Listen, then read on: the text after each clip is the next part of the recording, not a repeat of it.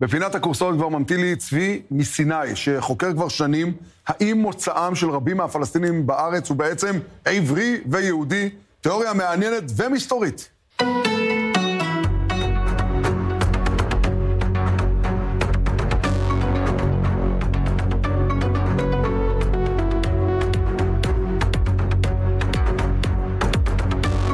שלום צבי, שלום, שלום, נעים מאוד. גם לי. תודה רבה שבאת אלינו לאולפן. תודה שהזמנתם. אני גר בגוש עציון, והסיפור זה, אם אתה מכיר, צבי, האם אתה מכיר את צבי מסיני? כל הזמן אמרו לי והנה, אז אנחנו מכירים פה. כן. כי, תשמע, זה לא התחום שלך, נכון? אתה בכלל בא מעולם ההייטק. כן, אבל גם פה המחקר צריך כל כך מעמיק. גנטיקה אז יאללה, ספר, מה המחקר שלך? מה חיפשת? תראה, אני התעוררתי על המחקר הזה ברגע שהתחילה האינתיפאדה השנייה, והיה ברור שאוסלו נכשל. אוקיי. ויש כאלה שעד עכשיו עוד לא הבינו את זה, אבל אין מה לעשות.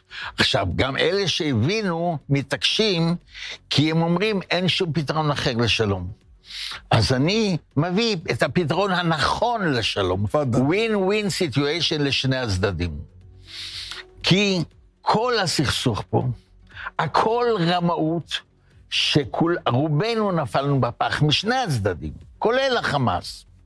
זה הכל רמאות, והכל, רוב הרמאות בגלל המופתי. מה שאדי לא ידע לספר לך, הדבר העיקרי שהוא לא ידע, שהמופתי גרם להחלטה על ההשמדה, על השואה. זה הדבר הכי חשוב. המופתי גרם למלחמת השחרור. אני יכול לפרט, אבל זה לא נושא כרגע. בוא נלך בדיוק, אז אדי, עשינו תוכנית בגלל שלו. אני רק זרקתי לו שיש לו חור בהשכלה. לא, אין לי עדי, תקרא את הספר שלו ואתה תראה. קרא את הספר, טוב, חבר'ה, אנחנו לא פה בעניין זה. כי עדי, לדעתי זה החלוץ הראשון שבדק את הסיפור של המופתי והשואה והמפלגה הנאצית, אבל לא משנה. אחרי זה יהיה לנו פה אחלה אוף סטייג', בוא. ככה, קודם כל, צריך להבין 90% מכל הסוגים של הערבים, פלסטינאים, בדואים, מה שאתה רוצה, ממערב לירדן, הם מעם ישראל. 90%. אני אתן לך תכף גיבוי. 97% הם לא ערבים, אפילו לא מצרים, נגיד שהמצרים הם ערבים. יש פחות מ3% שהם שייכים כאילו לעולם הערבי. אבל מה שחשוב זה 90%. בדיקות גנטיות שעוררו אותי להתעסק עם הנושא הזה, כי לפני זה היו הרבה נתונים, אבל עד שאין לך מספרים ממש, אתה לא יודע כמה זה רציני. אז המבחן הגנטי העיקרי שהתפרסם ראשון, היה בנושא של שרשרת האבות. ושם מראים ש82%, זה מדגם טוב, אבל זה לא מייצג את הכל, 82% מהם הם כמו, הם מאוד מאוד קרובים ל-70% מהיהודים. וואו. למה 70%? כי פחות או יותר 30% מאיתנו הם כאלה שהתגיירו והצטרפו ליהודים עוד בתקופה מאוד עתיקה, שלא היה להם שום תחליף. אז רגע, הם היו פעם יהודים והתאסלמו בגלל הכיבוש לאסלאם? הם הוסלמו באינוס, לא התאסלמו. אוקיי, הוסלמו באינוס? כן, ב-1012, פחות או יותר לפני 1000 שנה, הייתה גזירת החליף אל-חאקם, שעוד היה נער צעיר, ועל בשמו הווזירים אמרו, מי שלא מתאסלם, חייב לעזוב את הארץ. עד אז היה רוב נוצרי, שאפשר לפרט, זה לא משנה, שהוא לא מעם ישראל. ורובם של אלה עזבו. ואז בפעם הראשונה, מאז מרד בר כוכבא, נוצר פה רוב של עם ישראל.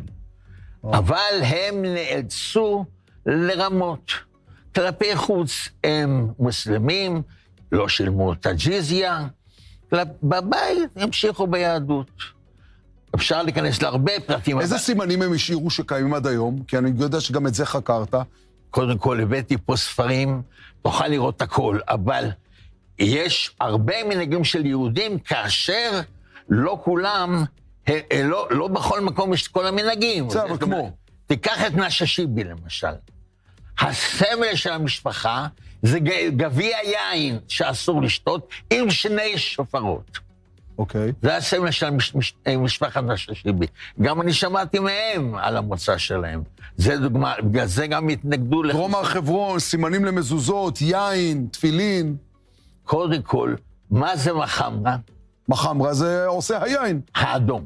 האדום. מחמרה זה גם שם של צבע אדום בערבית, כן. אוקיי. האחרים שכבר התאסלמו, לא יכלו לשתות מים לפי החוק, אבל רצו לשתות, אז באו אליהם, היה להם שם אחר. באו אליהם ליאטה לשתות אצלהם יין. אחר כך חזרו הביתה, אז קראו להם מחמרה. זה חלק מהם, אבל זה רק טיפה בים. אלה הכי מפורסמים, בן צבי כתב עליהם. אבל אני אתן לך דוגמה אחרת שבן צבי כתב עליהם, קוואזבה. מה זה קוואזבה? בערבית אין וו. אז קוזיבה הפך לקוואזבה. מה זה סינואר? סינואר, משנה אור, כי השין הופך לסין. עכשיו תגיד, באמת שאלה אחרונה, איך מחזירים אותם ליהדות? לא בקצר. ליהדות. אתה מחזיר אותם לעם ישראל. קודם כל תנסה את כל החילונים להחזיר ליהדות. אז צריך להבין שהיהדות ירדה מהפסים, בגלל זה... רגע, אבל מה אתה עושה איתם? עזוב, מה אתה עושה איתם עכשיו? מחזירים אותם לעם ישראל.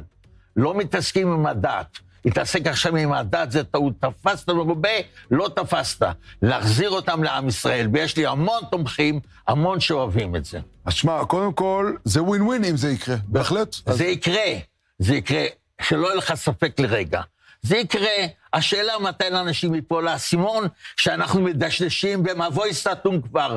מאז הקמת המדינה, עוד מזמן המוראות של 36, 39, שהמופתי עשה את זה, כדי לא לאפשר ליהודים לבוא ולגזול את העובדים שלו, שלא ישלמו לו את החראג'. אז שמע, קודם כל צבי מסיני, יפה מאוד, יישר כוח. תודה. ואני מוכרח להודות, זה בהחלט רעיון מקורי, שאתה יודע, אני לא מזלזל ולא כלום. גם בן גוריון עבד על זה, וגם בן צבי, וגם בלקין, וגם רופין, וגם בובר.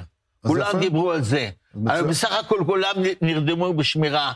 אז יפה שאתה ער, אז רגע, לא, אנחנו מסיים, אז יפה שאתה ער, וחכה, שזה יתקדם, אני עוד אחזיר אותך לפה, אתה תדווח לנו. משפט אחד, מצביא סיני חכם אמר, כאשר הצד אחד מכיר רק את הצד השני, 50% להצלחה. כאשר הוא מכיר רק את עצמו, 50% להצלחה. כאשר הוא מכיר את שני הצדדים, 100% להצלחה. כאשר הוא לא מכיר אף צד 100% לכישלון. אנחנו בקושי מכירים את עצמנו. נכון, בגלל זה זו התוכנית הזו, שמכירה גם את עצמנו וגם את שכנינו. תודה רבה. לא שכנינו, אלה שאיתנו. אלה שפה, בתוכנו, צבי מסיני, תודה לך,